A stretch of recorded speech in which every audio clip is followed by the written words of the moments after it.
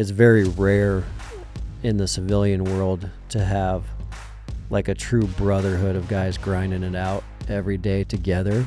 And so then you can kind of find glimpses of it, but then mostly you are kind of alone on an island. And how have you been navigating through that?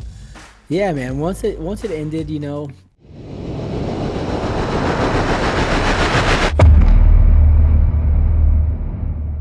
Josh Bridges is the definition of toughness under pressure. A former U.S. Navy SEAL, Josh served our country with elite level discipline before stepping into the arena of competitive fitness, where he quickly became one of the most respected athletes in CrossFit history.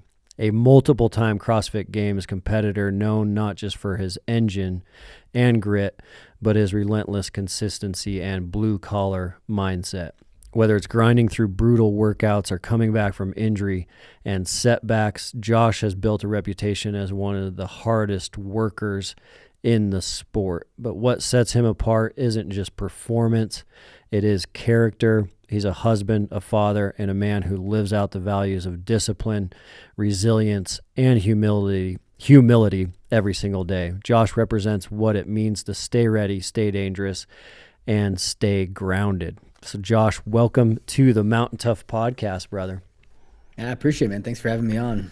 I'm glad you're able to jump on, man. I know you got a lot going on, bouncing around with the kids today. Yeah, a lot of, when you got a 15, a 13, and a 9-month-old, things get crazy. So, you got sports and then you got diapers. So it is what it is. Certainly probably not something you were planning on. That's got to be a big surprise after having like the 15 and 13-year-old to go back to diaper stage. Yeah, it took a minute, but then it all came back to me, and I was, back in it, feeling like I never left. But it's been really fun. The new little guy is awesome. He's got things to do now. So you put him down, he's got things to do, and so you're constantly just watching. Yeah, and the older ones probably like embrace him and just the ability to like take care of him and share some of that burden with you. Yeah, man, they're awesome. They're so good with them. Just come out, play, and then if you need help, they'll help. And so it's been cool. It's been cool to watch their relationship with him as well, and how they took that on. So it's been really fun.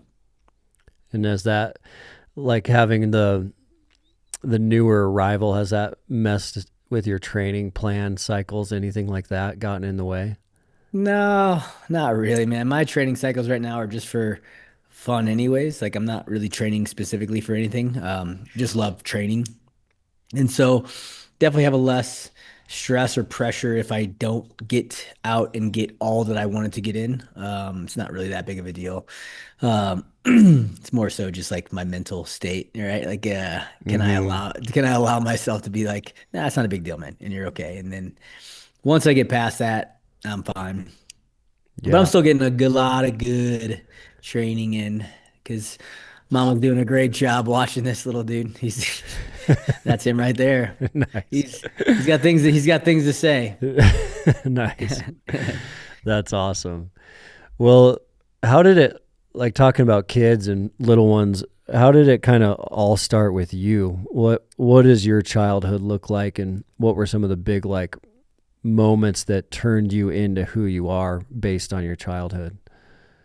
Yeah, I mean, my childhood was fun. We played a lot of sports. We were outside a lot. Obviously, we didn't have the kind of like the same things that kids have now. We didn't. I think Nintendo was just kind of starting to roll out, and we weren't allowed to be on that stuff all that often. So we were outside playing sports. I think having an older brother, we fought.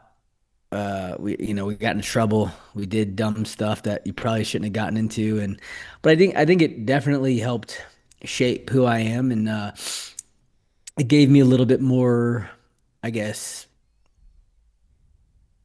a situational awareness outside in the world where, um, you know, just understanding how things work a little bit, and then also, gave me my athleticism. Because we played everything. We played all the sports. It wasn't like, we did not hyper focus on any single sport until until high school, really. Um, wrestled, football, baseball, basketball. We played tennis, we played golf, we played, you know, anything we could play with the neighborhood kids. And obviously we were playing we were playing organized baseball from a pretty young age, and a little bit of soccer I was, and found wrestling in middle school, like eighth grade, and that really helped, I think, build a lot of great characteristics in me. I Yeah. had a phenomenal high school wrestling coach, Craig Martin, who I just, he's been, he's my all-time favorite coach of anything I've ever done in life. And so, he was just a really, like, you could tell he cared.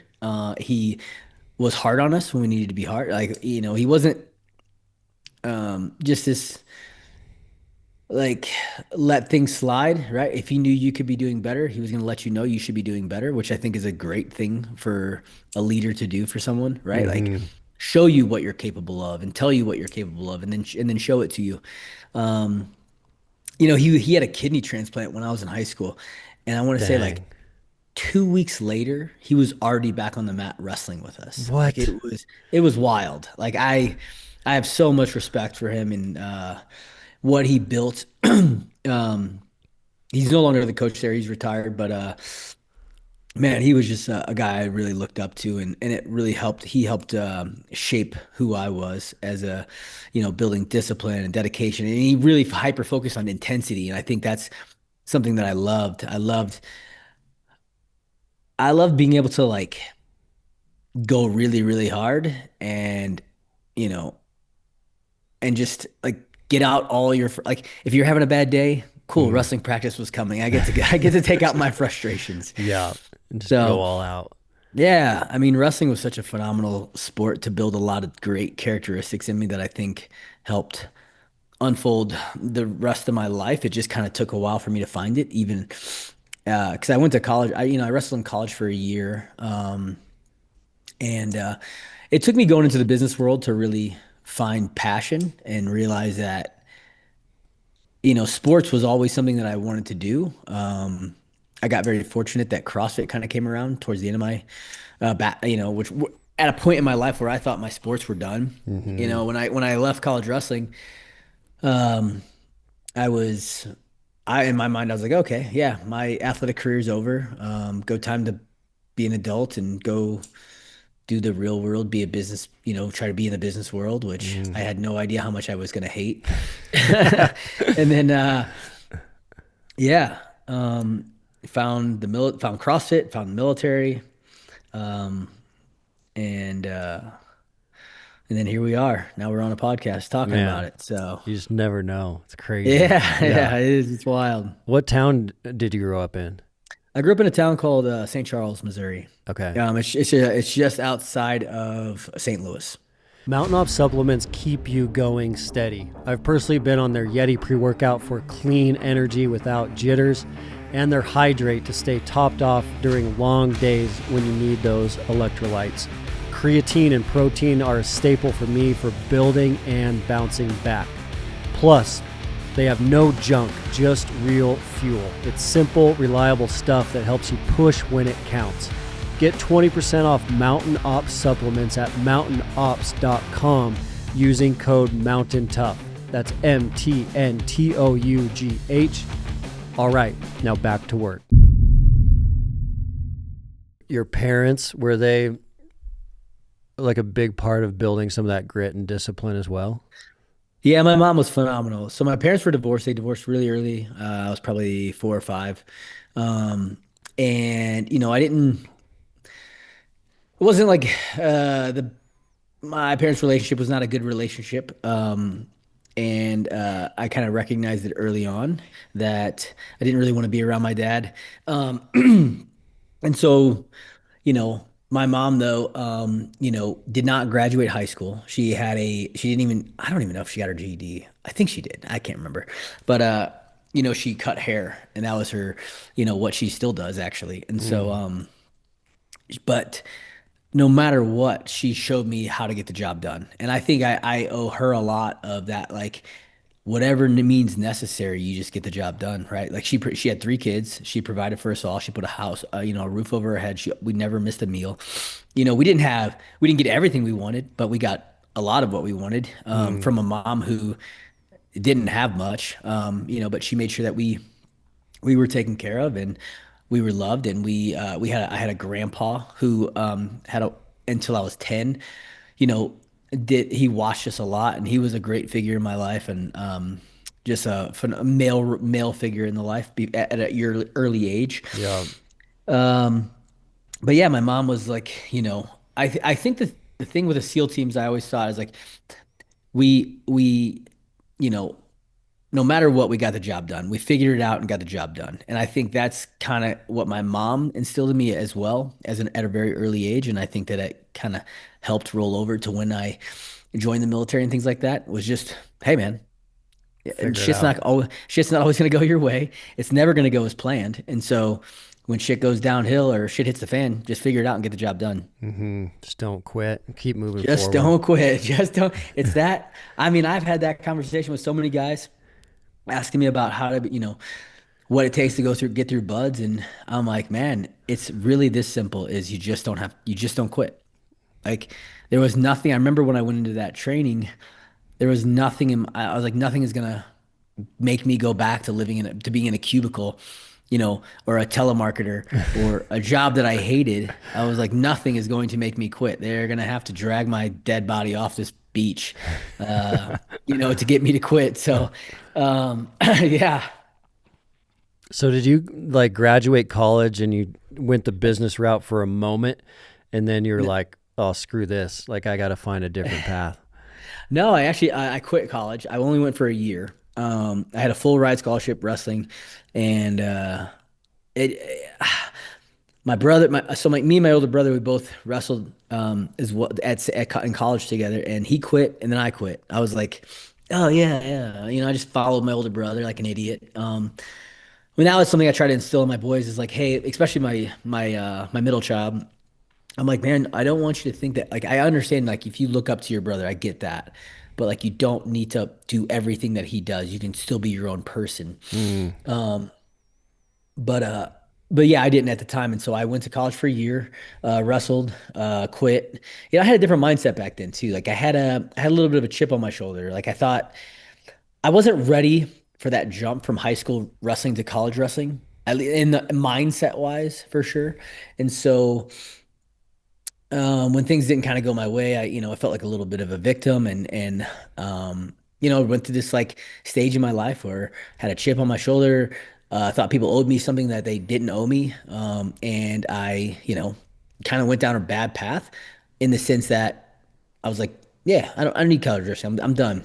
And I wish I had someone there to guide me, kind of talk me through moments like that. But Yeah. life has a funny way of, letting things work out. I think I needed to hit that low in my life to Mm. really figure shit out. And Mm. so, I wouldn't now going back, I wouldn't want to change anything, but, it was, a difficult time in my life where I quit wrestling. I went into the business world. I was a telemarketer for a year and a half, which every day just, I'm like, really, this is what I'm doing, I and could then, not see you in that role, dude. man, it was just like this, except for you had a little headset on, and a beep would come in your ear, and that meant someone picked up their phone, and you had to start running your spiel. It was, oh, bro, that was way harder than Buds. I'll tell you Yeah. that. That would be tough. Yeah, that was brutal, man. And so, and then I became a loan officer for 3 years, where I was, doing refinances, purchases, giving you the loan on your house, and so. Um, Again, that was a slightly better job than a telemarketer, but not much. And then I met a buddy, and he kind of told me about CrossFit, and that he goes, I'm gonna go try to be a SEAL in a little bit, and then a lot of these SEALs use CrossFit to work out, and at the time I never heard of it. This is in '05. And he's like, "You want to give it a shot?" And I was like, "Yeah, sure. I'll try some CrossFit." I don't, I was doing bodybuilding style workouts back in the day, going to a Gold's Gym, Mm. and so I started doing CrossFit, and I fell in love with it immediately because it had this it had a very similar feel to like a wrestling, intense, short, intense workouts Yeah. for time or for reps. Competitive. Yeah, competitive. Exactly. It was competitive in nature. Like me and my buddy used to we used to race before it was a sport, and so it made sense. And then I kind of looked into the SEAL thing because I'd never heard of a Navy SEAL. I was in St. Louis, Missouri. Like, I heard of Marines, I've heard of Army Rangers, but I'd never heard of Navy SEALs before. I had no family, no military family history, none whatsoever. And so, yeah, started looking into it a little more. This was in '05, so I was 22 at the time, um, and gave myself a year and a half to train and decided to go in. Dude, that's a pretty unique path. Like it's outside of the Yeah. box for sure. It's not, Yeah. and you're going in like a little bit older than some of the guys. I Yeah, mean, yeah, I was definitely a little bit. I would say I was on the slightly above average age. Not too terribly for SEAL training. A lot of guys in SEAL training, I felt like were like 20, 21, right? I was 23, I think, or 24 at the time. And so, yeah, I was a couple years older than most guys, I would say. There was a couple guys older than me, then a lot of guys younger than me, and then a couple guys around my same age. yeah. Well, we talk about it a lot on this show where it's like pretty common for the world to talk you into taking this path that you really shouldn't be taking. And like the world, society, media is kind of like, get a degree, get a good job, or, work in this office, you're going to be happy. Get this corporate job, make lots of money, then you're going to be happy. And so many guys take that path and then realize they're not happy at all. And especially if you look at it now, it's like the lack of exercise, the lack of vitamin D, just sitting, in an office, no competitive nature, no movement. And it's like so good that you figured that out and made that pivot, or like you could have been stuck in that world for another 10 or 15 years and never got out of it.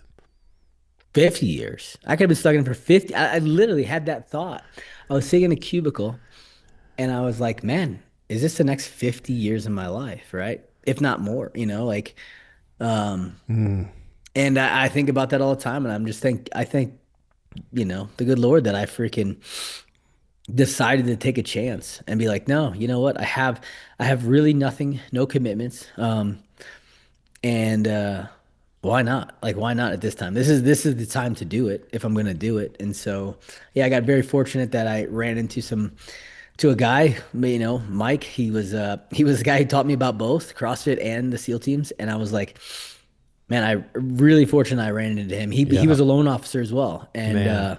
yeah, it was really cool. It is a cool story. And so we actually joined buds together on the buddy program, which basically means you're gonna go to boot camp and you're gonna go to buds together, and then after that, like no guarantees, but that was like your guarantee on that contract. Dang. I mean, Dang. unfortunately, he decided not to. He didn't get through buds, but he went on a different path, and it turned out great for him. And so, it is what it is. But I'm very fortunate I ran into Mike. I owe him a lot. Yeah, it's like, thank God you ran into that guy. Yeah. Yeah, it is. And I know. I am very, very fortunate. What's up, guys? Dustin here. As you know, good music in the gym for your workouts can change everything. The right music allows you to flip that switch and keep pushing when you need a breakthrough. We've been running the Turtle Box speakers for a while now, and these things are waterproof, tough, loud. These things are built like a tank. The Turtle Box Ranger is great if you're on the move. The original covers most days, and that's what you see around here. And the new Turtle Box Grande puts out some serious volume for big spaces. Check them out at turtleboxaudio.com. When you told like your mom and your family you were going to try out for this SEAL thing, did they just think you were nuts? Yeah, I mean, my mom obviously did not want me to go do it. And then I even one of my best friends at the time was like, "Dude, most guys don't make it through that training, man.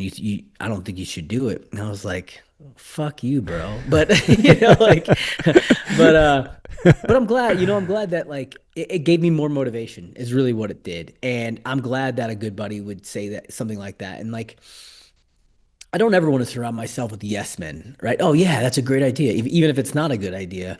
And so, very happy. We're still good friends, and I like to give him shit a lot from that still that moment. But good buddies still. And like I said, sometimes you need people out there to kind of help motivate you. I was always the kind of kid that wanted to prove everyone wrong, anyways. Still am to this day. Like tell me I can't do something so I can go do it, Yeah. kind of thing. Yeah. So I think that mindset was instilled in me at a pretty young age when I'm not a big guy, right? I'm 5'5", 170 pounds. Um, when I was growing up, I didn't get picked first in my in sports, or I didn't get picked where I wanted to. So I was always a very aggressive young kid playing sports because I needed to be. I Hmm. needed to prove myself. And so yeah, I don't know. It was good to have people like that around though. And looking back now that you've had a little bit of time to think and separated, and life has continued to roll forward, how do you think and feel about your career in the teams? Yeah, I mean, always looking back, I'm a very self-reflective person. I decided to get out because I had two kids. My ultimate goal was always, development group or SEAL Team 6, as a lot of people would know it. But I had mistakes. I made mistakes. I made, wasn't a perfect team guy, but I came in with a good mindset, and life starts to pivot as you're in. Like life doesn't stop outside of the military just because you're in the military. And so, yeah, I mean, I'm I'm I'm very happy with my decision when I decided to get out so I could spend more time with my boys. Hmm. Um, I you know so I can't fault that. I also had the CrossFit avenue to go down, which kind of helped keep me on more of a positive mindset when I left. After I was done with CrossFit and the military, it kind of like hit me a little harder. Oh yeah, I That was bet. kind of the moment where I was like, oh man, I damn, I miss the guys. I miss, the job. I miss the things that we got to do on a daily basis. But but no, I wouldn't change anything. I feel like, um, I made the right decision at the right time so I could get more time with my kids that I never would get back if I would have stayed in and, gone down, continued on in my SEAL career. Hmm. So, yeah. Yeah, because you had the older boys when you were active duty. Yeah, yeah, I had him on had my first boy when I was on deployment in 10, and then in 12 I was home, but I was injured, and so I was home at the time as well for my older boy in 12. So, Hmm. but yeah, you know, uh, it was funny. I had a Master Chief. There was actually a recruiting job, and I was like, yeah, okay, maybe I can do this recruiting job and still be a CrossFit athlete at the same time. But this Master Chief was like, no, you're either going to go back into a platoon or you're going to get out. And it kind of really helped me make the right decision at the time, anyways, for myself personally.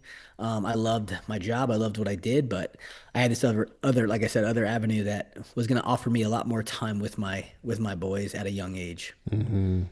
It's it's just insane too, just how big identity is, and how identity in the lives of men is such a it's just kind of like a beast. I mean, we build these like different identities to get through different phases of life, and there's like an identity that needs to happen to navigate middle school and high school, and then there's identities that form in that kind of like first chunk of our professional career, and then they kind of come and go and fade, and how we like latch onto those or don't latch onto those can really drive our psychological mood and everything. It's crazy, the power of that stuff. Oh man, 100%. I think that every man needs a purpose, whatever that purpose is. And so when you lose that purpose, especially one that you really worked hard for, I think that's where a lot of men can like lose their way. and struggle, Mm-hmm. mentally, to get past it and move on and find a new purpose in their life, right? Like you're right, 100% that every age is a different purpose. Every age has a different meaning um, and different priorities. And so it's been very interesting to navigate it. I was very fortunate that I had a really good purpose. Um, when I found the military, and then when I found CrossFit, that was, I found another purpose. And then now being a dad and being a new dad again, uh, the purpose kind of just keeps evolving and, understanding, your new roles in life and going after them and being the best that you could be at them at the time is, I think, a really easy way or a good way to get through times that you maybe feel less needed or have less of a purpose than Mm. you did prior. Yeah, by still committing, like all in, all that work. Yeah. Right. It's like it doesn't change. It's just, or it doesn't have to be the same. Your purpose isn't always going to be the same, right? We have to find what's new, what's driving us and what's getting us out of bed every day, to go be the best version of ourselves. So for you, once you came out of the teams, that is the kind of that season of life that kicked off as like a full-time CrossFit athlete. Yeah, exactly. Like basically like immediate, right? My last 6 months, I was already an instructor, in an instructor role, which gave me a little bit more of an ability to train for CrossFit, but still worked. I mean, as a CQC instructor in trade at, like, you are working. It is, but when you're working when you're working, and then you're down when you're down. Mm, And so we would have like 3 week periods where we were working, 16, 18-hour days. And then we had, you know, 3 to 4 weeks where we were doing nothing. And so, you had that training opportunity to time. train a lot more, and spend more time with your family. And so, yeah, it was a pretty good job. I really enjoyed that job. I think it's one of the funnest things we do as SEALs, as CQC, understanding, the tactics of, room and, house clearance and room clearance and building clearance and all that, and Mm, really fun. And so I really even enjoyed that as well. Just learned so much more as an instructor. Um, and then, but yeah, once I transitioned out, it was like an immediate, just no, there was no like, oh, I'm feeling bad. I'm out of the military. It was like, no, I had to refocus, and, this is it now. Okay. Now you're taking your shot on yourself again. Can you truly be a full-time athlete? And, mm-hmm. now if you don't make the CrossFit Games, it's like it's a lot bigger of a deal. Where at first it was like, oh, okay, I'm I'm still really, my job, my main focus is priority is my being a SEAL. Yeah, And then, like, if I made the CrossFit Games while I was still in, if I had the opportunity to still do it while I was in, and that was great. It was like it was, an extracurricular activity. But mm-hmm. then once it became a job, it definitely, I had to change the mindset quite a bit. You were burning the ships a little bit at that point. Yeah. Yeah, yeah, for sure. And you just, the timing of your life too. It's interesting, like the timing of your life and you making that decision and doing that. It was really kind of like that glory era of CrossFit. I mean, where it was hot, trendy, it was on fire, kind of like right when you walked into it. Yeah, I got really fortunate, like it was definitely picking up steam, and they were showing the games on ESPN. They had a lot of media behind everything, helping to tell the athletes' stories, which was great. Um, so yeah, it was a fun time. I really enjoyed it. For more than a century, America's sportsmen and women have led the way in paying for the restoration of wildlife, conserving habitat, and investing in the future of our natural world. This is a legacy built not on what we take ourselves, but on what we give back. That's the nature of conservation, paying it forward for the next generation. This is the reason Mountain Tough is a proud partner of Wild Sheep Foundation, an organization committed to keeping and putting wild sheep on the mountain. If you're not already a member, learn more today at wildsheepfoundation.org. In the camaraderie and stuff, did you still have some of that with training with some buddies to like prepare for the games, some of that same camaraderie you had like in the teams. Exactly. That's what made it so easy, right? Is I had buddies that came over every single day that we trained, or I was in a gym with buddies training every single day. And so I didn't lose that camaraderie. I had it already again immediately.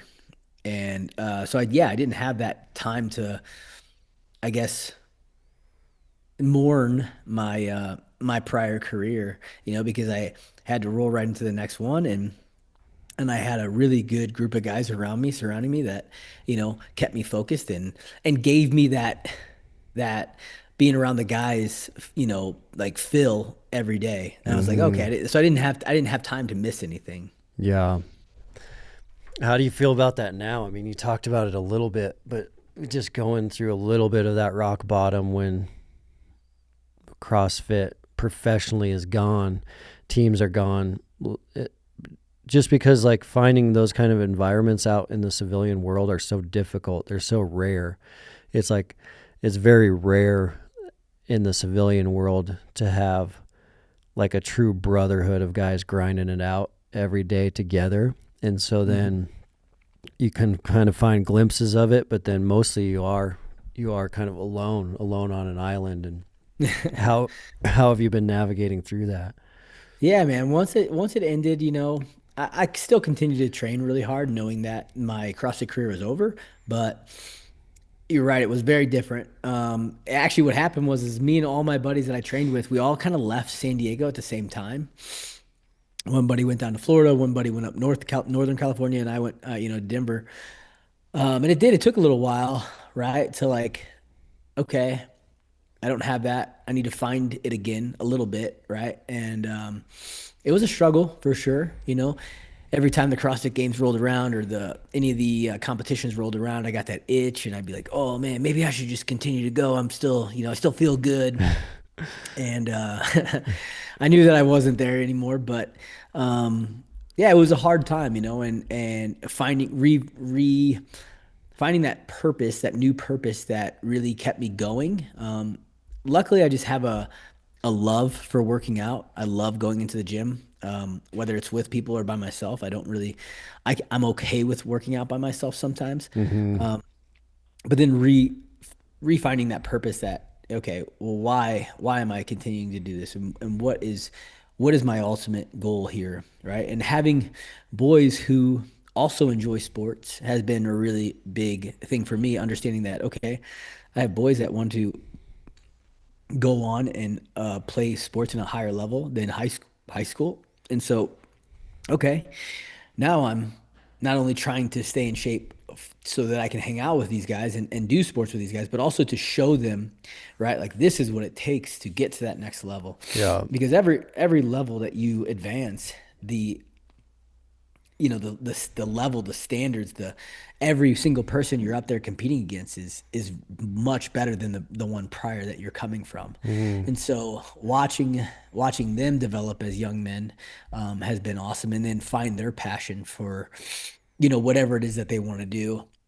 Like my 13-year-old man loves working out. Like, he'll come home from practice, we'll eat dinner, and then it'll be 9 o'clock at night, and all of a sudden I hear the garage door open, and I'm like, who's going out to the garage? It's my 13-year-old, and he's out. I'm like, what are you doing? He's like, oh, I'm gonna do a leg workout. I'm like, okay, let's Dang. go, Yeah. let's go, man. So that's been really awesome and really fun for me to watch, and also give them my input and help guide them down the path that I that I know how, right?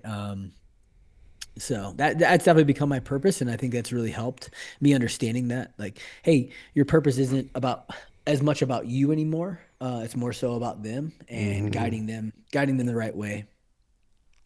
Dude, I love that because we don't have much time with them either. It's crazy how short that actually goes. I mean, if you think about our kids leaving the house theoretically at 18 years old, those Hmm. those amount of times we actually get to train with them or doing training sessions with them, it's short. It's a vapor. It's like, because that doesn't Dude. start really until they're 11, 12, 13. And that now Hmm. you're talking 13 to 18. How much time are they home? They're also hanging out with buddies. Like when Yeah. you boil it all down, it's hardly any time.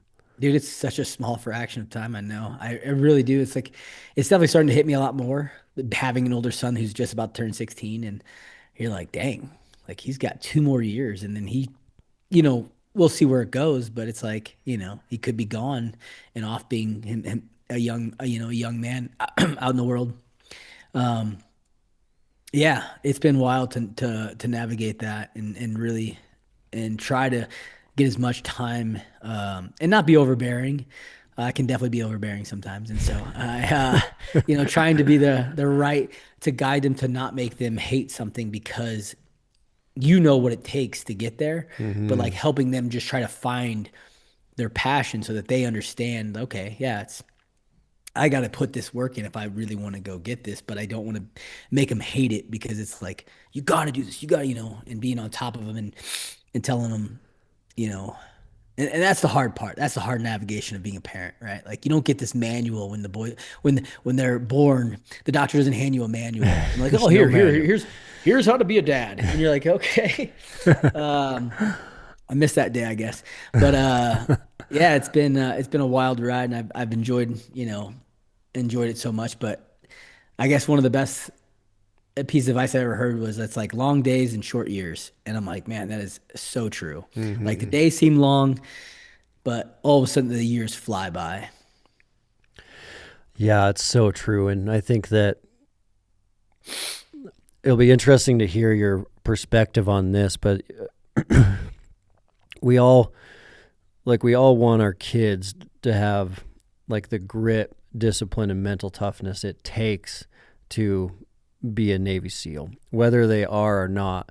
We want our children to have that kind of mentality because we know that kind of mentality is going to allow them to accomplish whatever their goals are in life, because we know that they're going to push through, they're not going to quit, they're going to find a way. And we know that to create that kind of mentality, it also takes a lot of adversity. A lot of adversity has to be walked through to get that kind of mentality. But then looking at our own children, it's hard to put a lot of adversity in front of their path because we love them so much. But then we know if we don't, they're not going to have that mentality. It's like a really interesting dichotomy. Dude, really, you are hitting the nail on the head there, man. It is so hard. It's like, hey, here's this hot stove. You shouldn't touch it, but if you do, you're going to learn a lot. I know. Yeah, like, it's so hard. It is. It's hard to let your kids fail, and then teaching them that is failing is learning, right? And so when you go through hard times, you don't get to just give up and quit because things are hard. Teaching them that most things in life that are easy aren't really worth much. And then everything that is hard is the things that are going to be the most valuable to you in your life. 10 years ago, we kicked off the Backcountry Preseason Prep program. It was a straightforward 80-day program built from thousands of hours testing with dedicated backcountry hunters. Now, with a full decade of real results, we've completely rebuilt it into Preseason Prep 3.0. We've added more aggressive metabolic conditioning, smarter load progression, tougher mental finishers, and even better programming to help hunters build that unbreakable grit for high country, heavy packs, and long days in rough terrain. It is still the same mission, getting you stronger and mentally tougher for the backcountry. It's just taken to the next level after 10 years of honest feedback from hunters in the field. Preseason Prep 3.0 launches May 4th. If you are serious about this fall, it is worth checking out. Mountain Tough Podcast listeners always get 6 weeks for free on the Mountain Tough app. All you need to do to take advantage of that is use the code MOUNTAINPOD at checkout. That's MTNPOD on your monthly membership. And, I've had to have some long talks with the boys, and it's like, listen, like you're going to struggle. You're not going to be good at anything. You're not going to just pick up and be good at stuff. Like that's not how the world works. You might be okay at it, but like to be really, really good at something, especially when it comes to sports for them, teaching them and understanding like, hey man, you got to put the work in. And the more effort you put into something, the more you're going to get out of it. Because if someone just hands you something, like how much do you really appreciate it more than like earning something? And so when you earn something, when you earn it, those are the things that you really want in life, is the things that are hard, that have obstacles, that are going to create diversity, or not diversity, but create difficulties in your life, to where you're going to have to overcome them. And when you overcome them, you're going to have this amazing feeling of, I earned this. I like, no one gave this to me. I Hmm. figured it out. I adapted, I overcame, and now I have this really great feeling. And teaching them that, and helping them understand that, because my boys, they've come to me and they're like, I don't want to do this anymore. It's like, well, you don't get to quit. Like, Hmm. you decided you wanted to do this. You decided you wanted to play football this year, so you don't get to quit. You're gonna get through this adversity. You're gonna figure out what you need to do to get past this moment where you're feeling like you hate this and you don't like it anymore, because it's becoming a lot harder than it was at first. And so, Hmm.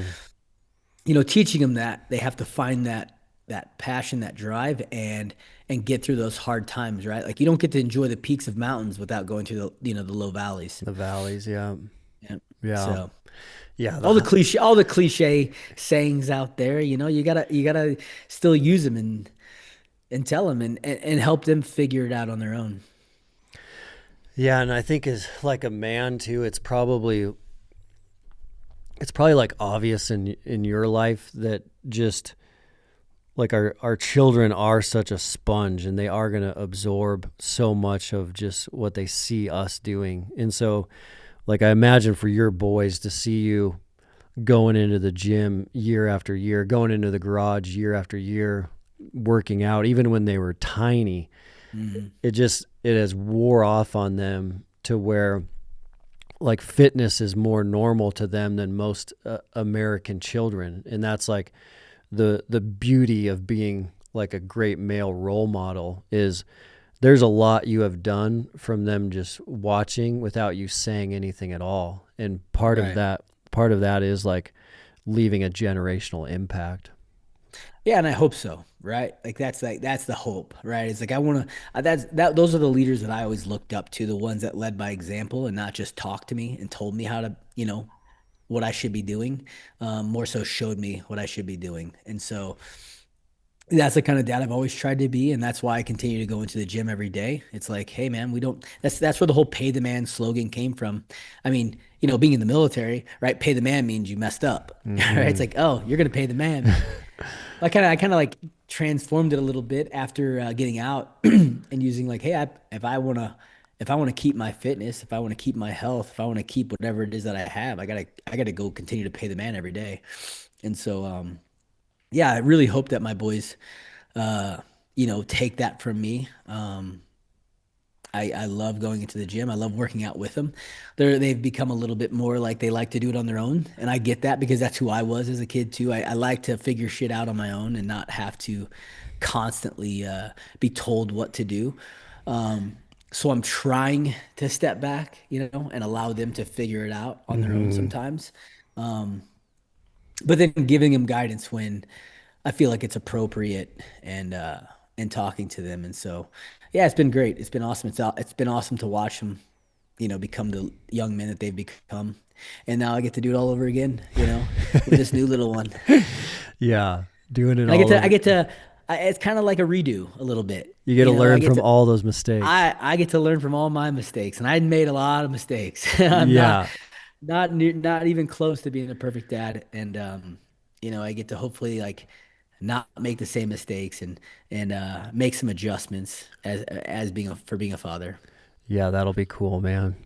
That'll be cool to take everything you learned and do it over again is going to be awesome. Yeah, I definitely, where my mind was at when my older boys were younger, I was definitely like in a different state where I was like a hard charger, and you know I was a very much a perfectionist of myself. I was the biggest critic of myself. And so, when they came in, and they wanted to work out with me when they were younger, and I would be so hard on them. And I was like, man, that was so stupid. Like, why? Like, just let them Hmm. try and figure it out and let them make mistakes. And I would, I got a little on them too much. I got on them too much when it came to, like, oh no, you need to be doing this and this and this. And it's just like, oh man, I look back and I'm like, oh man, like, I'm thankful that they still continue to want to work out because I was such a jackass at some moments when Yeah. I was Pushing so doing it. hard. Yeah, pushing so way too hard, for young kids who just want to try something new, right? And letting them make mistakes, letting them, figure it out on their own. And so, getting to learn from my own mistakes is going to be a great aspect. And I'm always very self-reflective. I try to, and I think people who go on and do really, cool things typically are the hardest on themselves, Yeah. right? And so, Yeah.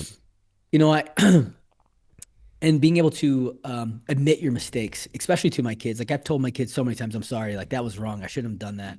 And being able to, to show them that like you're not always right, even when you're in a leadership role, you will make mistakes, and being able to admit those mistakes, I think is a big thing. And I've always respected the leaders that have been able to do that to me. And so, I'm trying to also set that example for them as well.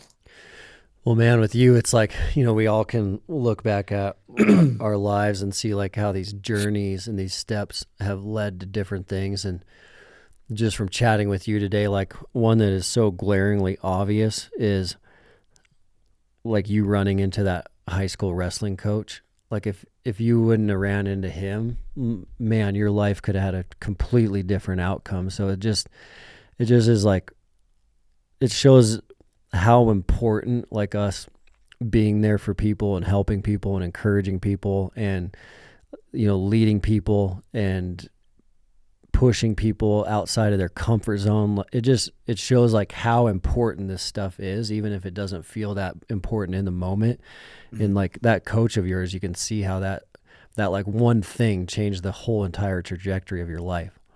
I've noticed that if the gear you're using isn't reliable, it's much easier to back off early and quit.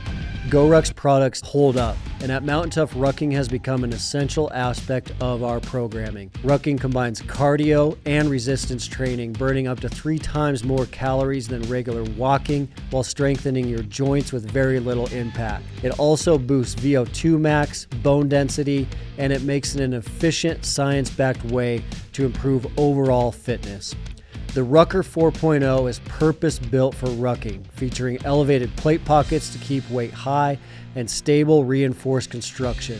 GoRuck is offering 20% off their products for Mountain Tough Podcast listeners.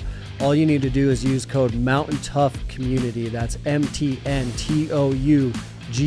Community when checking out at GoRuck.com.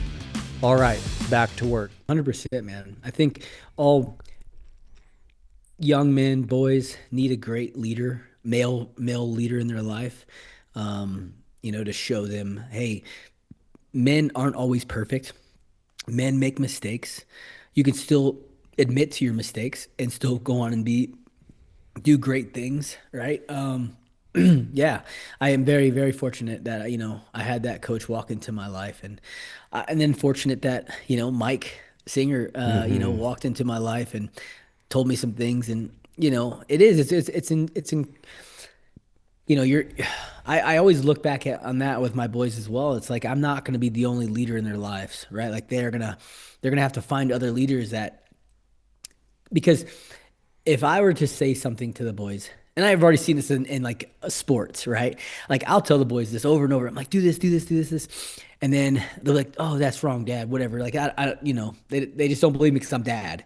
And then a coach tells them to do it, and they're like, Dad, his coach told me to do this. I'm like, that's awesome. And I try very hard not to be like, well, I've been saying that forever. Like, because it doesn't matter. It's like whoever says it to them that makes them do what they should be doing is awesome, because it's like sometimes they just hear it differently out of somebody just says something differently. And that's what I've also known about great leaders is the best leaders that I've ever dealt with, they just say things in the way that make it resonate and make it hit home to you. And when I remember, as an instructor, you go through just a speech course, and they're like, look, if a student isn't getting something, it's not because they're not smart enough. It's because you're not saying it right. And I'm like, oh, that makes a lot of sense, right? Yeah. Because it is. It's like how we instruct, how we talk, how we make things resonate, how we can like make them understand, hey, this is what this means. Like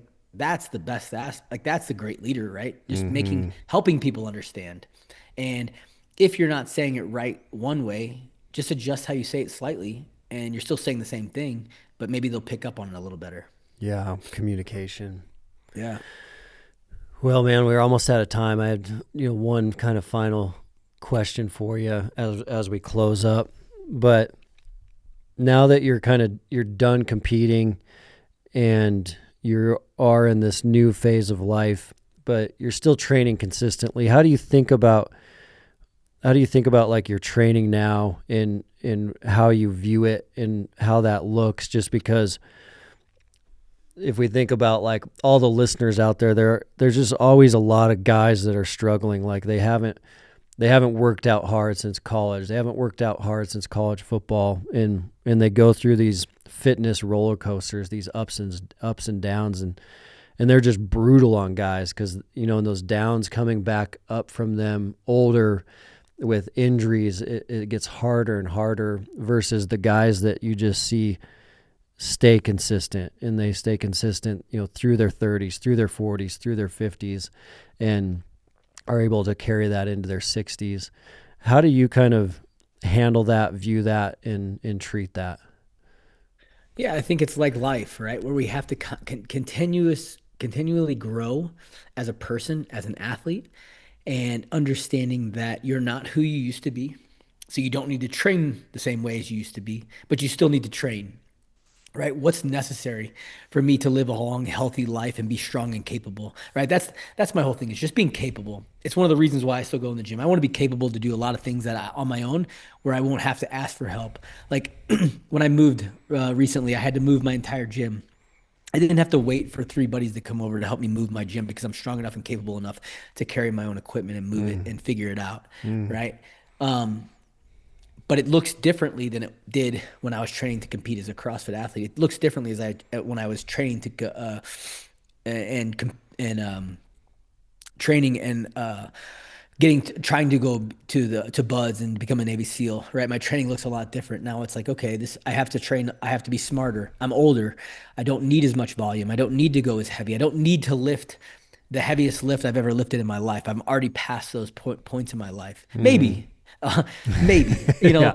I still We'll have see. moments where, yeah, well, I still have moments where I want to hit a couple goals, but, for the most part, like, okay, I don't need to snatch 265 ever again.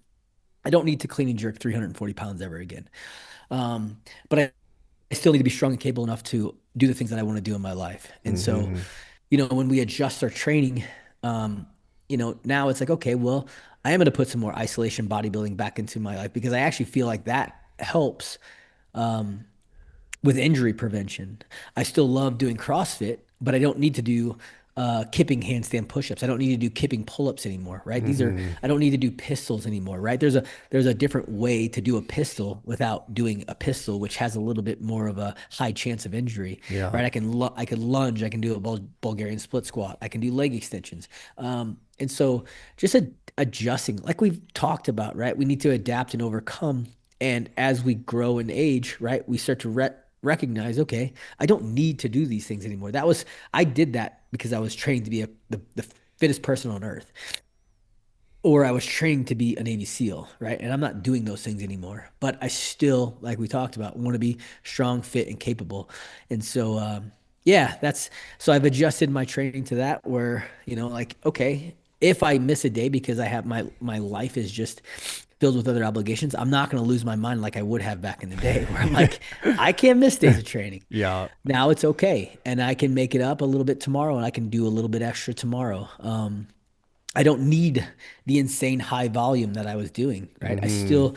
I still need to push myself, but I don't need to do 20 sets. I could do 10 sets or 12 sets and be just fine. And so, yeah, recognizing that, it took me a little while. Don't get me wrong. I didn't just like the day I stopped competing. I wasn't like, okay, I'm good. I don't need to do all this anymore. Oh, I it's a still, hard shift. it's a very hard shift. But it took me a few years and I finally figured it out. I do offer that program, like how I'm training now on my website. It's called Operation LFG. And we've got tons of guys who were doing strict CrossFit, trying to compete, or just pushing themselves. And I'm like, hey man, here's how I'm training now. This is it gets a little bit more bodybuilding, which Mm-hmm. I find to be, it's actually hard for me to do slow work, like slow training. It's Yeah, like because it it feels kind of like boring. is very boring. And Yeah. so, but I do some CrossFit at the end of it. Some conditioning, and I think we all should anyways. I mean, we have to definitely still, hit our cardiovascular system, right? We want to have a lower pulse. We don't, a lower heart rate. Mm-hmm. And so I think that there's a fine line where we want to do that balance, right? I still want to be strong, but I still want to be in shape as well. And so if I can lift 500 pounds, a 500-pound deadlift, but I can't walk upstairs without breathing heavy, like what's the point, Yeah. for me? So we got to touch both. And like I said, it took me a few years, but then I really found a good balance, and I'm in a good place right now. So I still feel very strong, very fit, very capable, and I still feel in shape. And so that makes me happy. So I can go out and play basketball with my boys, or play football in the backyard, and have a good time, and still probably tune them up a little bit if I need to. And that's what it's all about, man. It's like we got to be always ready, and always ready sometimes is like doing something awesome with your kids, and it's doing something awesome with your kids that you didn't plan for. So you don't have to train up for it. You can just say yes and go. Exactly, And we got to be, that's exactly like you said, like how long of our lives can we truly be capable? That's what it's all about. for sure. Well, I appreciate it, man. Thanks for jumping on. It's been great to connect Nah, with you man. and hear what you're up to. It's been awesome. Yeah, this was great. I really appreciate having me on, Dustin. I appreciate it. Thank you.